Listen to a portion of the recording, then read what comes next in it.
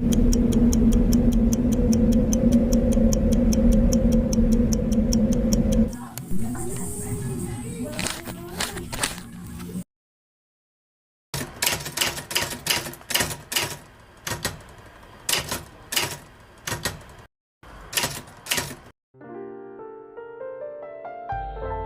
bismillah. Assalamualaikum warahmatullahi wabarakatuh. Bismillahirrahmanirrahim. Filsafat kebahagiaan. Malam ini kita ketemu Plato. Kita belajar malam ini kebahagiaan. Sebelum masuk ke kebahagiaan, kita harus ngerti apa yang ada di kepalanya Plato tentang manusia. Pandangan Plato tentang manusia itu jenis yang sering disebut orang sebagai esensialisme. Bahwa manusia itu punya esensi. Esensinya apa? Jiwa. Bedakan nanti dengan lawan pemikirannya yang disebut eksistensialisme. Jadi katanya Plato, manusia itu hakikatnya adalah jiwanya. Badan ini hanya manifestasi dari jiwa. Maka jangan terlalu percaya dengan badan. Badan bisa keliru, bisa menipu, karena hakikatnya ada di jiwa. Kalau kamu sedang mangkel terus merengut, nah merengut itu kan ekspresi dari jiwamu yang sedang mangkel. Kalau kamu sedang senang terus senyum, nah senyum ini ekspresi dari jiwamu yang sedang senang. Cuma jangan kejebak dengan senyum dan merengutnya. Ada kalanya orang senyum tapi tidak senang. Ada kan senyum sinis misalnya. Nah itu kan kayak senyum tapi manggeli. Ada yang mencucu juga bukan karena mangkel tapi karena sakit gigi misalnya. Jadi badan itu tidak bisa dijadikan pedoman. Dia hanya tanda dari jiwa.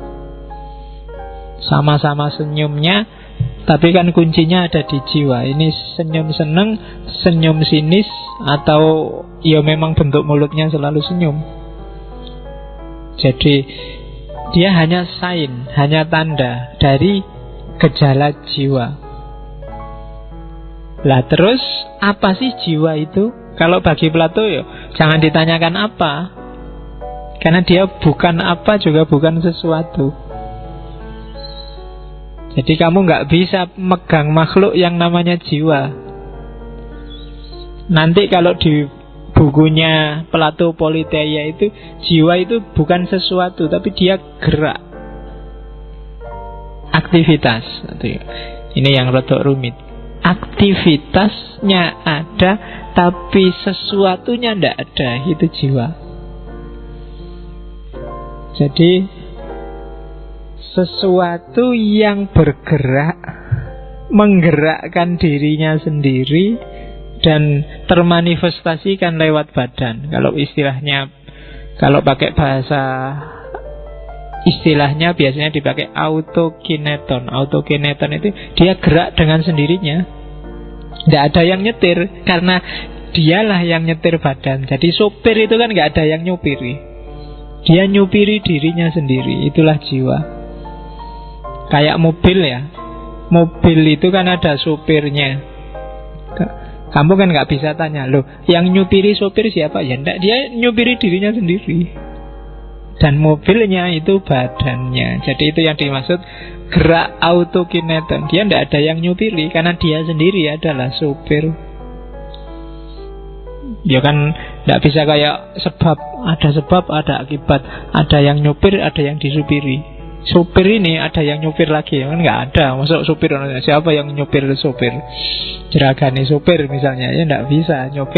Dia nyupir dirinya sendiri, menggerakkan dirinya sendiri, autokineton. Dan semua kompleksitas gerakan internal manusia itulah aktivitasnya jiwa.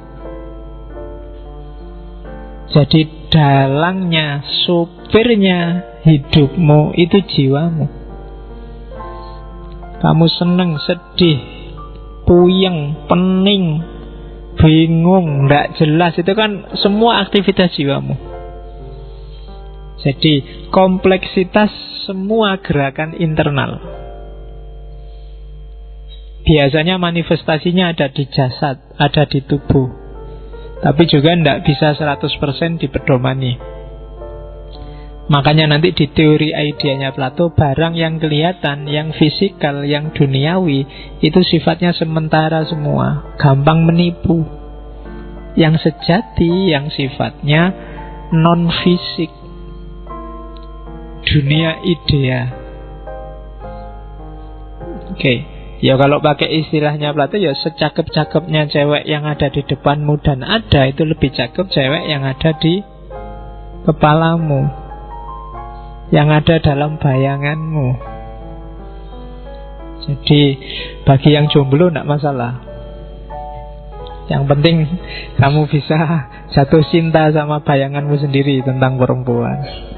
Itu lebih sempurna kalau di Plato, lebih perfect daripada yang ada barangnya. Begitu ada barangnya, itu biasanya sudah terreduksi. Mungkin bayanganmu cewek yang kulitnya putih, rambutnya panjang, hidungnya mancung, kan sempurna di kepalamu kan. Tapi begitu ada aslinya, geser-geser dikit kan bagi kamu tidak apa-apalah kan gitu. Padahal kan lebih sempurna di sini daripada aslinya. Mungkin kamu anggap kulitnya putih, nanti dijermuti mungkin ada bagian tertentu kulit yang tidak putih loh. Ya mungkin kamu nggak tahu apa di sininya, apa di mananya kan. Cuma nggak kelihatan aja. Itu kan kalah ideal sama yang ada di kepalamu. Indonesia yang gemah ripah loh jinawi itu dari tataran ide jauh lebih sempurna daripada Indonesia yang sejati. Islam yang rahmatan lil alamin itu kalau konsep, ide dan gagasannya jauh lebih sempurna daripada Islam rahmatan lil alamin aslinya dalam prakteknya. Itulah teorinya Plato bahwa jiwa, ide, gagasan itu jauh lebih sempurna daripada fisiknya. Oke. Jadi yang pertama itu, jadi aktivitas internal yang kadang termanifestasikan dalam tubuh, tapi kadang juga tetap internal, kadang melulu internal. Maksudnya yo cuma di dalam aja. Yo kayak kalian punya konsep istri ideal, pacar ideal, tapi ra entuk-entuk. Nah itu aktivitasnya jiwa sebenarnya. Kamu jatuh cinta sama bayanganmu sendiri. Nah itu jiwa. Jadi dirimu itu selain yang kelihatan ini, jangan salah, ada yang lebih hakiki, lebih sejati, yang ada di dalam. Itu yang dikejar habis-habisan oleh para filosof lama, termasuk para sufi. Diteorikan dengan sangat jelimet. Itu bagian dalam dirimu. Oke. Nah, kita kapan-kapan kita perpanjang lagi tentang jiwa. Kita agak belok dikit ke ranah yang mengarah ke kebahagiaan. Katanya Plato, jiwa itu ada 3 unsurnya dan diwarnai oleh 1 unsur. Sebenarnya 4. Cuma unsur yang keempat itu unsur yang ada di semuanya. Jadi ada epitumia, ada tumos, ada logostikon, dan yang terakhir biasanya eros. Cuma eros ini ada di epitumia, ada di tumos, ada di logostikon, ada di 3-3-nya. Jadi jiwa itu unsurnya 3 katanya. Dan di Politeia, di bukunya Plato itu, dia menyebut gambarannya jiwa itu kayak kereta. Kereta kuda bersayap yang dikendalikan oleh seorang sais, tukang. Jadi andong yang nyetir kereta kuda yang bersayap, kudanya 2, 1 kuda putih, 1 kuda hitam. Itu gambarannya Plato. Mungkin bayanganmu kayak buruk lah itu, Nabi Muhammad ada kuda, ada sayapnya. Tapi maksudnya bukan itu. Jadi Jiwa kita itu ada kuda putih, ada kuda hitam, ada saisnya, dan kudanya ini ada sayapnya. Ini simbolisme jiwanya manusia. Kuda hitam itu simbol dari namanya epitumia. Epitumia itu lambang nafsu-nafsu manusia yang rendah. Nanti kita pelajari lebih detail. Ada kuda putih. Kalau kuda putih itu lambang dari hasrat, ambisi, harga diri, tumos. Terus saisnya yang mengendarai, yang mengarahkan itu logostikon, akalnya, rasionya. Dan sayapnya itu simbol dari eros. Eros itu cinta. Jadi nafsu rendah, nafsu tengah, dan rasio yang semuanya diwarnai oleh eros. Kereta kuda ini harusnya mengarah ke atas. Kenapa harusnya mengarah ke atas? Itulah alasannya dia dikasih sayap. Makanya saya tidak tahu ya hubungannya apa sama para ulama muslim zaman dulu, waktu gambar buruk itu sama kuda yang dikasih sayap. Kalau di kelas sering saya contohkan, itulah contoh bahwa agama itu sebenarnya tidak cuma butuh akal, tidak cuma butuh wahyu, tapi juga butuh imajinasi. Kalau beragama tidak punya imajinasi, kalian akan sukar menangkap simbol-simbol agama, surga, neraka, mizan, hisab, termasuk buruk. Buruk itu kan imajinasi para ulama zaman dulu. Karena dia tunggangannya Nabi waktu Isra Mi'raj, kan terus para ulama kan pikirannya main. Tunggangan Nabi zaman itu kalau ndak kuda ya onta.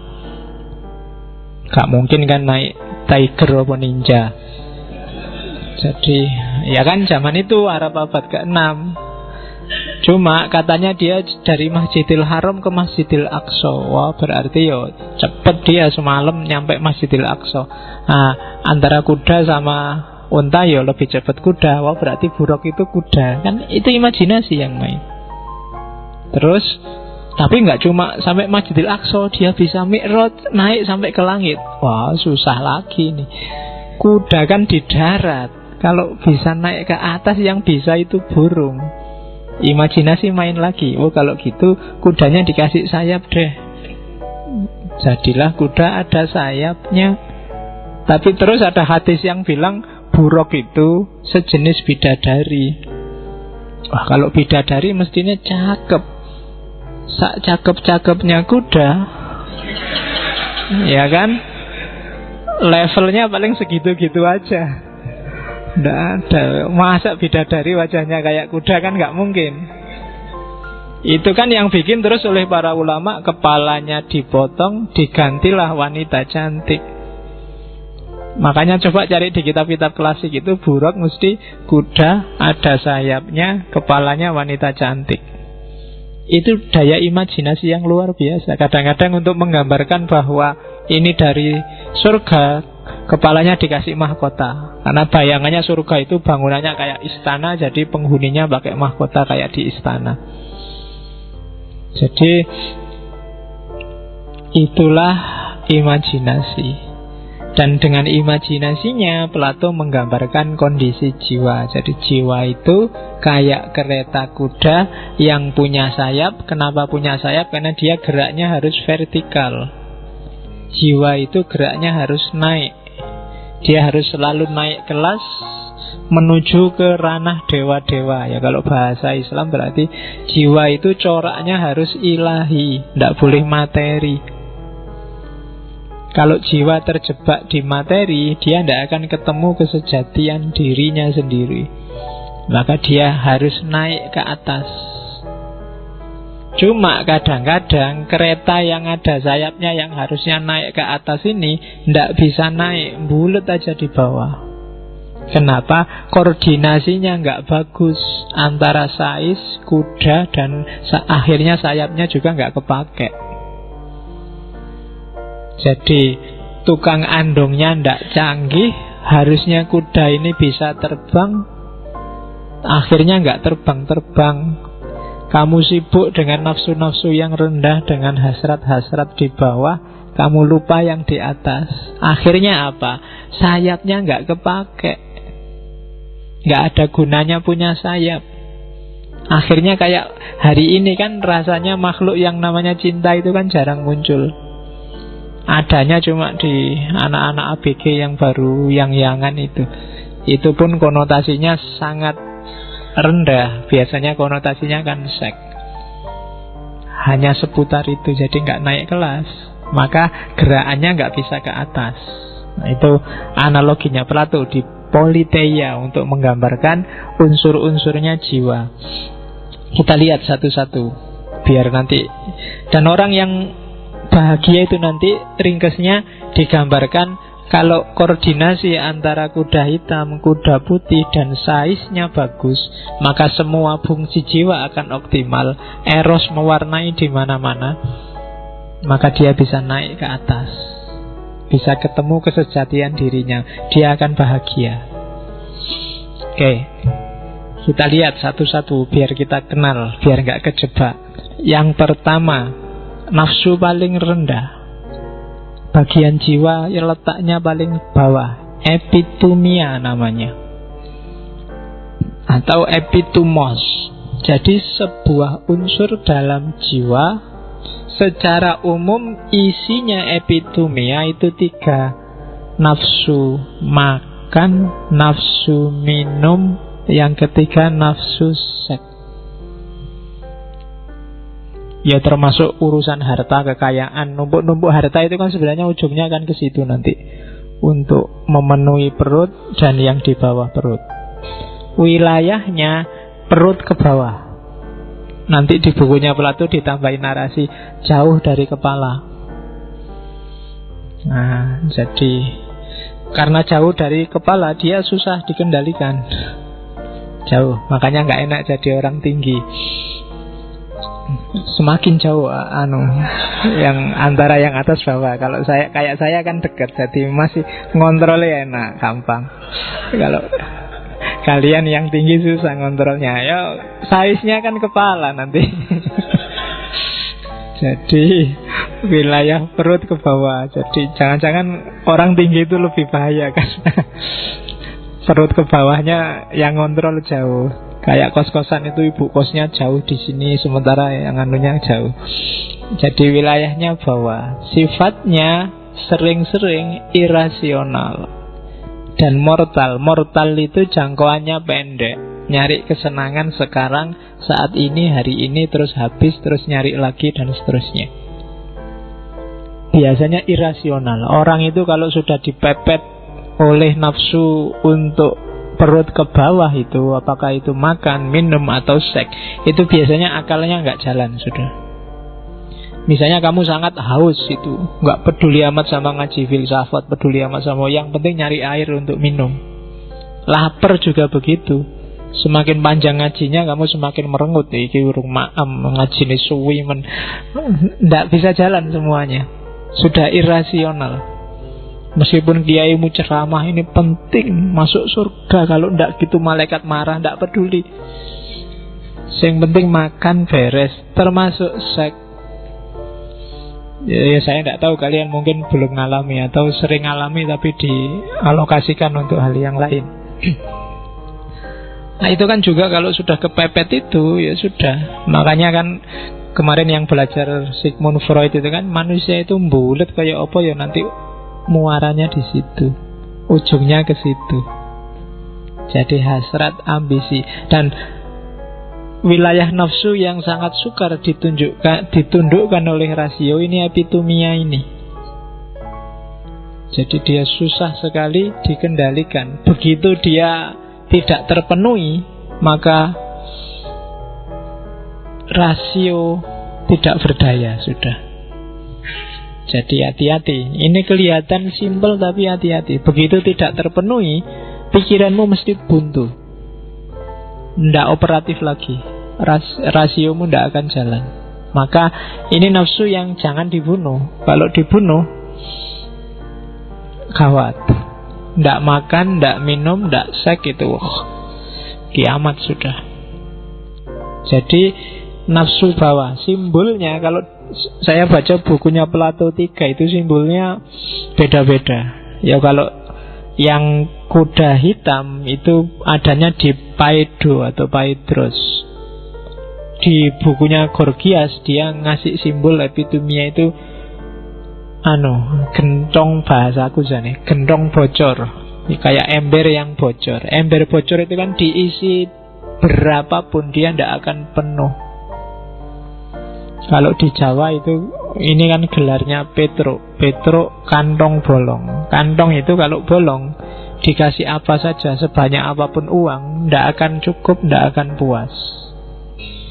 Itu simbolnya hasrat. Atau hidra. Hidra itu binatang yang kepalanya banyak, yang suka main game-game shooting. Itu kan biasanya ada binatang yang kepalanya banyak, jadi nembaknya susah. Nah itu simbolnya nafsu. Jadi kepalanya banyak itu dibunuh satu, yang lain masih ada banyak. Kalau di wayang simbolnya biasanya pakai rahwana, dosomuko, kepalanya 10. Susah itu kan, kalau kepalanya 10 kamu ditembak satu masih ada satu, tembak satu masih ada satu lagi, dan bisa tumbuh, susah lagi kan itu. Dihukum pancung, sudah dipancung, masih ada 9. Nanti yang satu ngopeni 9 yang lain, yang satu tumbuh lagi. Dan itulah nafsu. Seolah-olah kamu sekarang minum misalnya,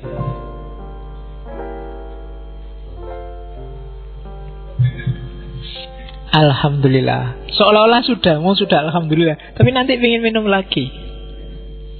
Itu nafsu. Jadi makan juga gitu kan, ingin makan, lapar lagi, makan lagi, tidak ada habisnya. Jadi kalau pikiranmu hanya seputar makan, minum, dan seks, waktumu habis, hidupmu tidak berkualitas. Makanya jangan sampai kamu punya moto hidup untuk makan atau hidup untuk seks. Eman-eman, hidupmu tidak berkualitas. Ini pokoknya kamu turuti aja. Kalau haus ya minum, kalau lapar ya makan, kalau pingin itu ya dilakoni kalau sudah kawin, kalau belum ya ke kamar mandi. Lo kenapa? Oh enggak. Lo maksudnya ke kamar mandi wudu sholat. Mbak anggap lah ya emangnya ngapain di kamar mandi? Iya. Oke. Jadi sudah, kalau sudah ya tidak usah dipikir. Itu barang yang insting kok, tidak usah dipikir dalam-dalam. Kamu nggak usah mikir, wah besok gimana ya kalau saya kawin, enaknya gaya apa. Tidak usah. Itu insting, wis iso, nggak usah khawatir. Ya, kamu tidak usah terlalu banyak. Kan kamu sekarang gaya kadang-kadang download. Kamu kok download film gitu-gitu, nyari referensi pak, biar nggak salah ya. Masuk nulis makalah kan butuh footnote pak. Nanti ini kalau nggak ada footnote-nya nggak dianggap valid. Nggak usah, itu insting. Jadi itu kantong bolong, itu gentong bocor. Jadi nggak usah dipikir. Jalani aja, penuhi sesuai batasnya. Jangan berlebihan. Nanti Plato punya rumus tentang itu. Tapi yang jelas ini nafsu paling rendah. Sumbernya apa sih nafsu itu? Orang sering menyebut nafsu ini nafsu badani, nafsu jasmania. Sebenarnya enggak. Badan itu hanya simbol dari jiwa. Seperti tadi, dia hanya tanda dari jiwa. Jadi sumbernya bukan badan, tetap jiwa. Hasratmu pengen makan terus menerus, minum terus menerus, seks terus menerus, itu ada di dalam, tidak di luar. Kalau yang di luar itu tergantung perintah yang di dalam kok. Meskipun kamu sama cakep, kemudian dua-duanya nggak pakai baju, tapi kalau yang di dalam tidak merintah ke situ, ya nggak kejadian apa-apa. Tapi meskipun jajar sama orang yang pakai jilbab, pakai cadar, ditutup semua, tapi dalammu mengarah ke situ, ya tetap bergerak dalamnya. Loh ya kan. Jadi itu menunjukkan bahwa tubuhmu itu kamu yang nyetir sebenarnya. Kamu arahkan kemana, dia manut. Jadi sumbernya bukan badan tapi jiwa. Jadi kalau kamu, wah itu nafsu badannya, Pak, salah. Dia tidak berporos pada badan, tapi jiwamu bisa dikontrol. Kenapa sih kok orang menyebutnya nafsu badaniyah? Ya karena implikasinya badan. Orientasinya memang orientasi jasmania. Itu yang bikin kalau orang hanya bulet di wilayah ini, mikir di wilayah ini, fokus ke wilayah ini, ya dia jatuhnya pada jasmani. Dia ada di level ketubuhan. Dia jatuh ke ranah fisik saja. Oleh karena itu Plato menyarankan orang kayak sarannya Sufi.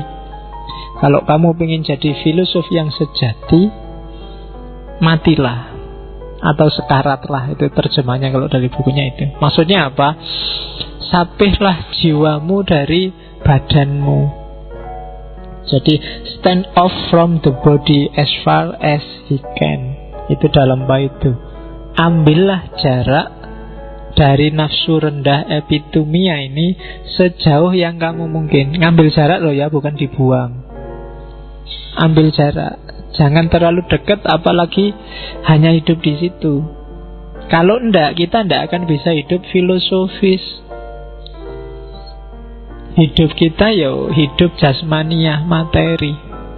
Enggak berkualitas. Levelnya kayak hewan. Hewan itu kan yang dikerjakan 3 itu. Makan, minum, sama main. Jadi, dan ganti-ganti lagi mainnya. Kalau hewan, kita juga kan kalau terbulet di situ kan akhirnya ya ganti-ganti. Entah ketahuan, entah tidak ketahuan. Jadi mikirnya ke situ terus, tidak pernah keluar dari itu. Antara makan, minum, seneng-seneng, baik seneng-seneng seks atau seneng-seneng yang lain.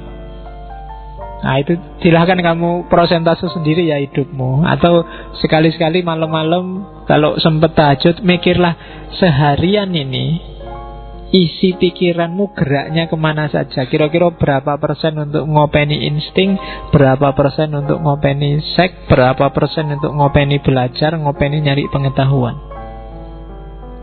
Mana yang lebih bikin kamu panik? Kuliah diajari dosennya nggak paham, atau makan yang kamu kehabisan uang? Oh itu mesti lebih bikin kamu panik. Kadang-kadang kamu punya uang itu loh, mikirnya dalam. Kira-kira makan di mana ya? Apakah makan di warung itu, apa warung ini? Mikirnya suwi. Padahal jawab soal ujian wae ndak selama itu. Ora iso ya wis dijawab gitu aja. Tapi mangan itu loh, mikirnya suwi.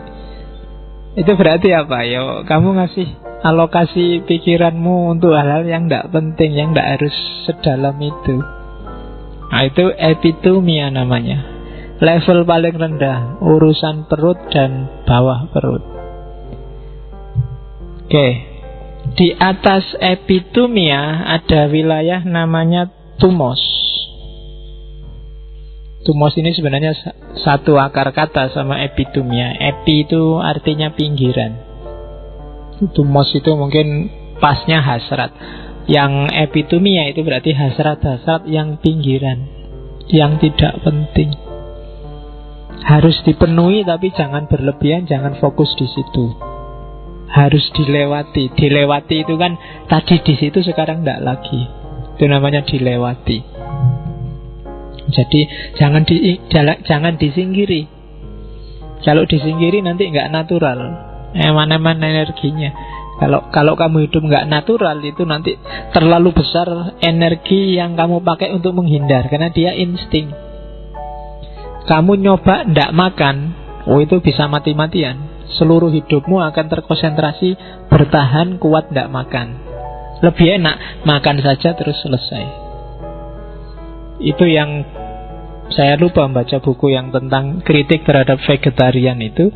energimu untuk ndak makan daging itu biasanya sangat besar mati-matian dibandingkan udahlah makan dikit terus selesai secukupnya, ndak usah berlebihan di daging. Itu lebih hemat energi, lebih ndak menghabis-habiskan waktu, energi, kekuatan, daya hanya untuk bertahan. Ndak, daging ndak makan tiap hari, ini ada dagingnya, itu entek energimu. Mending adalah kecampuran daging dikit juga ndak apa-apa, tapi daging bukan favoritku, ndak masalah. Itu lebih enak. Sama, orang yang mati-matian ndak pacaran itu biasanya energinya lebih besar dibandingkan kalau ada yang mau pacaran ya ndak apa-apa. Kalau ada yang mau nggak ada juga ndak apa-apa. Itu lebih efisien dibandingkan yang mati-matian ndak punya pacar atau mati-matian nyari pacar. Itu sama-sama energinya besar. Iya, lebih enak entuk ya syukur, ra entuk ya rapopo. Kan gitu. Kalau kamu mati-matian nyari itu bukan ra entuk, berarti segala cara ditempuh, ke dukun lah, ke apalah gitu. Tapi kalau mati-matian nolak juga begitu. Ya kan, ndak mau jatuh cinta, janjane ya seneng, oh ndak usah, energimu habis banyak. Mending kalau ada ya ayo, kalau nggak ada ya ndak apa-apa. Itu lebih kondusif untuk dirimu hari ini, apalagi mahasiswa, biar nggak menghabiskan waktu banyak-banyak. Jadi ya, kalau di sini kan sudah kelihatan, mesti kebanyakan kan ndak ada yang mau, jadi aman. Nggak dapat juga nggak apa-apa, lebih enak gitu prinsipnya. Jadi itu wilayah epitumia. Nah, kalau tumos ini di atas perut, cuma sampai leher. Jadi dari perut sampai leher ini isinya, kalau definisinya itu afektivitas, rasa, semangat, agresivitas. Kalau epitumia itu tadi, kalau di bukunya Plato digambarkan para petani, biasanya gayanya itu konsumtif. Tapi yang tumos ini para prajurit. Makan gak penting bagi dia, harta gak penting, yang penting menang, sukses, nama baik, kejayaan, status. Ini tumos. Jadi gairah, agresivitas, ambisi, itu tumos. Biasanya kadang orang menyebutnya passion. Wah, passionku di sini, ambisiku di sini, gairahku mau ke sini, cita-citaku ini. Itu tumos. Orang harus punya ini, sama kayak yang epitumia tadi. Orang harus melewati itu. Orang juga harus punya tumos. Kalau enggak hidupmu dingin, ndak ada apinya, ndak berhasrat. Cuma jangan berlebihan. Tetap lagi-lagi harus dikontrol oleh rasio. Saya Pak pengen lulus cum laude, ndak apa-apa, tapi kontrolnya tetap pakai rasio, biar nggak salah kaprah.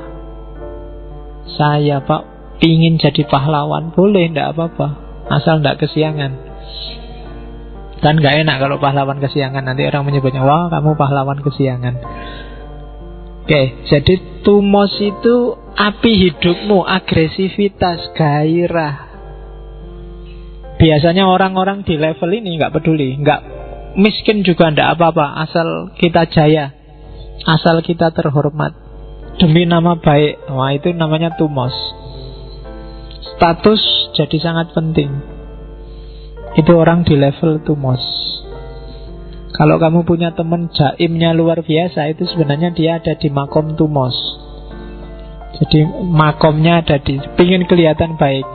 Yang selama ini seliweran di TV pencitraan, itu berarti pencitraan itu kehilangan uang banyak nggak apa-apa, kehilangan harta nggak apa-apa, asal dianggap baik oleh orang, dianggap bagus oleh orang. Itu tumos.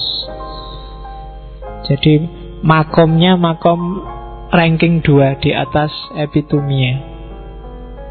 Boleh-boleh saja, cuma dia harus dikontrol oleh rasio. Kalau enggak nanti konyol. Dermawan sih dermawan, ingin bantu orang, tapi kalau semua hartanya dikasih, itu konyol. Ya harus dikalkulasi. Nanti sodakoh Pak, saya ikhlas Pak, semua yang ada di dompet tak sodakohkan. Nanti pulang naik apa? besok makan apa. Itu namanya konyol. Maka rasio juga tetap harus main. Sekarang kamu jadi penyumbang, jangan-jangan besok kamu jadi orang yang disumbang.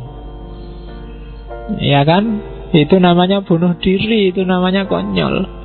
Tumos, dia pengen nyari status sebagai dermawan. Pak, saya pengen dianggap anak soleh, Pak. Ya, terus setiap hari puasa Senin Kemis. Saya puasa Daud aja sekalian, Pak. Sehari puasa, sehari enggak. Dapat seminggu, terus hari Minggunya dibawa ke rumah sakit akhirnya. Ya kan? Nah, harus dihitung kalkulasi. Harus pakai pertimbangan akal. Maka rajanya harus akal. Ukurlah kekuatanmu sendiri, ukurlah kapasitasmu. Jangan konyol. Saya, Pak, membela mati-matian Palestina. Kalau bisa saya mau perang sekalian ke Iran sana. Mau perang sekalian melawan Israel. Ya diukur kekuatanmu. Kamu nongkrong di depan masjid masuk angin mau ikut perang. Ya kan? Kekuatanmu berapa mau ikut perang di sana? Dan saya dulu pernah ke Iran itu, ada yang cerita zaman perang Iran itu, mantan pejuangnya sana itu, kalau perang itu dia bisa 3 hari 3 malam hanya menelungkup di atas padang pasir. Karena begitu dia kepalanya dongak dikit, sambar peluru. Jadi makannya makan pasir. Jadi kalau sudah kepepet pasir bisa dimakan. Lah itu kamu mau perang ke sana. Bisanya apa? Jangan-jangan tiap malam minta keroan, minta pijet, minta, ya kan? Nggak nyambung. Ya diukur kapasitasnya lah. Ayo kalau memang nggak bisa perang, ya sumbanglah dengan yang kamu bisa. Apa nyumbang uang, nyumbang. Nah itu hasratmu untuk termasuk ke Palestina, itu namanya tumos. Jadi ya ada juga termasuk tumos itu ngapain demi nama baik, demi nama besar. Nanti ya, kalau kalian pakai ini saya, PowerPoint saya, namaku jangan dibuang ya, sebut kemana-mana. Ini karyanya Pak Faiz ya. Nah itu nama baik, itu tumos. Jadi status nama baik tidak penting sebenarnya, cuma dibela-belain. Nah, apalagi ketika kontrol rasio tidak ikut main, wah itu masalah sudah. Jadi maka harus pakai akal, pakai rasio untuk ngontrol tumos. Di situ di kalimatnya Plato contohnya, orang yang terlalu cinta pada harga dirinya, harga diri keluarganya, harga diri bangsanya, kadang-kadang tidak perhitungan. Nah itu bagi Plato ya konyol, tidak bisa. Kamu mengabdilah pada negaramu, pada keluargamu, tapi ukurlah juga kapasitasmu. Saya pingin pokoknya Indonesia ini segera bersih dari semua korupsi. Wah, besok saya ke Jakarta langsung jalan kaki. Nah itu namanya tumos.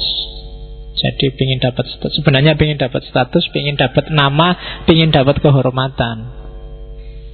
Tidak jelek, cuma kalau berlebihan dan tidak terkontrol jadi masalah. Jadi tumos penting, tapi dia harus dikontrol oleh akal. Nah yang paling penting ini kepala, logistikon atau logostikon. Jadi logostikon itu rasio, akal, mikir. Dia harus jadi rajanya, dia harus jadi saiznya dalam hal apapun, bahkan termasuk agama. Beragama itu yang paling penting menurut saya, beragamalah secara cerdas. Jadi tetap dikontrol oleh pikiranmu. Jangan beragama dengan mengosongkan pikiran. Apalagi hari ini, nanti kamu bisa dimakan oleh ideologi-ideologi yang tidak jelas itu. Boleh kamu ikut ideologi apapun, asal sudah masuk lewat saiznya hidupmu, yaitu rasio. Logosmu harus main. Jadi ini wilayahnya kepala. Jadi leher ke atas. Jadi supirnya tetap harus di sini. Makanya nanti saya tidak tahu Ghazali pernah baca Plato apa enggak. Dia ngomong negara itu ya kayak tubuhnya manusia. Siapa yang bagian hati, siapa yang bagian perut, siapa yang bagian kepala. Nah, maka kenapa raja itu harus filosof, presiden itu harus filosof? Karena filosoflah hakikatnya kepala. Dia yang ngatur, dia yang ngontrol. Jadi raja nggak harus ikut jalan-jalan ke bawah, kerja di bawah. Enggak harus. Dia tugasnya ngontrol, ngukur kekuatannya, terus ngontrol sampai ke bawah. Dia tidak harus ikut kerja, karena tugasnya tangan ada sendiri, tugasnya kaki ada sendiri, tugasnya hati ada sendiri, tugasnya perut ada sendiri. Yang mengendalikan kepala, akal. Jadi logos harus nomor 1. Size-nya tadi, sebagus apapun kereta, kalau size-nya ndak beres, ya ndak beres. Secanggih apapun fasilitasmu, kalau akalnya nggak jalan, ya hidupmu kacau balau. Arahnya nggak jadi ke atas, tapi mungkin nabrak kiri, nabrak kanan. Nah, itu logos nggak saya jelasin panjang. Kita ngaji filsafat ini hakikatnya adalah melatih kepala, melatih logos. Karena dia kuncinya hidup kita. Nah, terus yang bikin jiwa bisa terbang adalah eros. Jadi eros ini agak beda sama philia, filosofia. Jadi kalau eros ini ada hasrat ikut main. Jadi ada semacam ambisi, ada semacam keinginan. Eros ini yang mewarnai di 3 jenis bagian jiwa yang atas, epitumia, tumos, dan logostikon.